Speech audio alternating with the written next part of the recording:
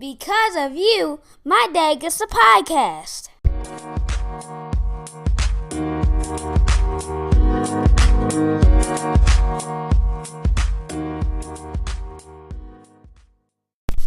What's up, guys? This is Corey, also known as QC Rideshare, just hitting you with episode 1 of season 3. Man, I'm glad to be back. So I wanted to go ahead and start this season off. This is day 1 of our 30-day challenge. Now, what I'm saying when I say a 30-day challenge, we're going to release a podcast every day for 30 days. That doesn't necessarily mean that I worked the gig economy that day, but it will be content related to the gig economy every day for 30 days so that we can talk about what a day in the life or a month in the life is like in the gig economy.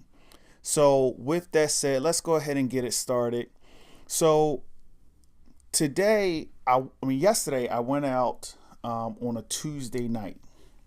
Today obviously being Wednesday. Tuesday nights are often considered dead, nothing nights in the lines of Uber and Lyft. I've stated this before in previous either podcast or video about how I actually like Tuesday nights. And the reason why is because I consider Tuesday nights almost like a research and development night. Just like how companies say that they're researching something for their next revenue stream, I look at going out on Tuesday nights as something very similar. So I went out on a Tuesday night. Now I have a SUV that's a 7-passenger vehicle. So I'm able to take plus rides. One thing I've learned about going out on Tuesday nights and why this is, like I said, good research, good development is that when you go out on a Tuesday night and you're able to make money on a Tuesday night, it's because a lot of businesses have come into your town. A lot of business people have come into your town, or a lot of employees who are on work assignments are coming into your town. And generally when that happens, they travel in packs. So they're traveling 5, 6 deep or so forth. And since they're expensing their rides and they're expensing their costs, they don't pay attention to, oh, this ride's gonna be $20, $30, because that's all getting expensed to the company anyway. So when they want to go out to dinner, they don't say, hey, I'm going out to dinner by myself or I want to stay at the hotel. They traditionally will go out to dinner together as a team, therefore a plus ride. So I've noticed that when I generally give rides out on Tuesday nights, most of those rides are not only just plush rides, but they're actually pretty sizable rides. My dad needs a break, but we'll be right back. In addition to listening to the Gig Essentials podcast, have you been to gigessentials.com? Well, gigessentials.com will help you find the essential tools for success with the gig economy. Whether you work with Uber, Lyft, Shipt, Instacart, Postmates, DoorDash, Tack, or TashRabbit, this site will help you learn what it takes to be successful. Also, you'll find exclusive links to our YouTube videos. That's gigessentials.com. I'll see you in the comments. I'll give you a prime example. I went out last night at about 8:30. And I did a total of 6 rides in an hour and a half. Hour 45 minutes. In that time, I made $61. So that's, if you break that down, it's about $30 an hour. I drove about 30 miles, maybe 30 miles. And the reason why it's so dense and was able to do that, because each ride almost averaged $10 plus. Well, actually, to be honest, the 2 rides were only $6.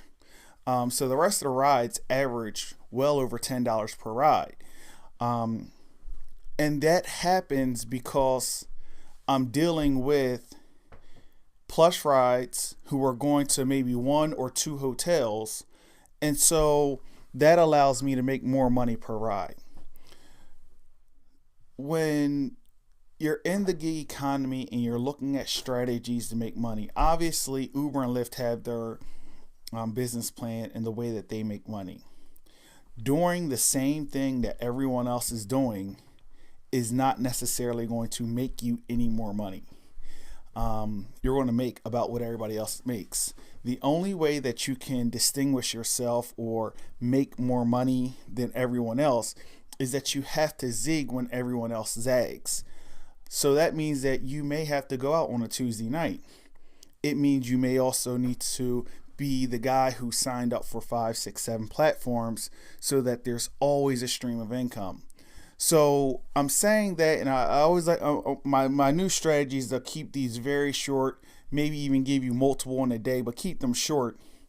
But I say that because so many people get into the gig economy and out the gig economy so quick because they're looking for these huge payouts, but they never want to learn what they're doing.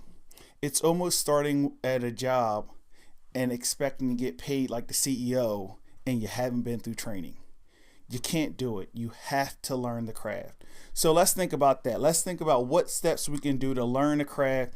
And hey, tomorrow may have a different feeling, but today I'm really on high on how I can cash in on a slow day for a couple hours, make good money. And so we'll see if that continues on. And if you have any questions, please hit me up in a context. Also, for the first time, the Gig Essentials podcast is now listener supported. Before it was me supported. So if you like to support the podcast, definitely click the link in the show notes, and it'll take you to the support page. Anything's appreciated. I even give you a shout out if once that comes through. But I'm always going to hit you with non-biased information no matter what. So thank you, and until the next one. Oh, one other quick thing. Check out the website, gigessentials.com. I got back to trying to get a regular blog sessions going on there. So definitely check me out. So until the next one, peace.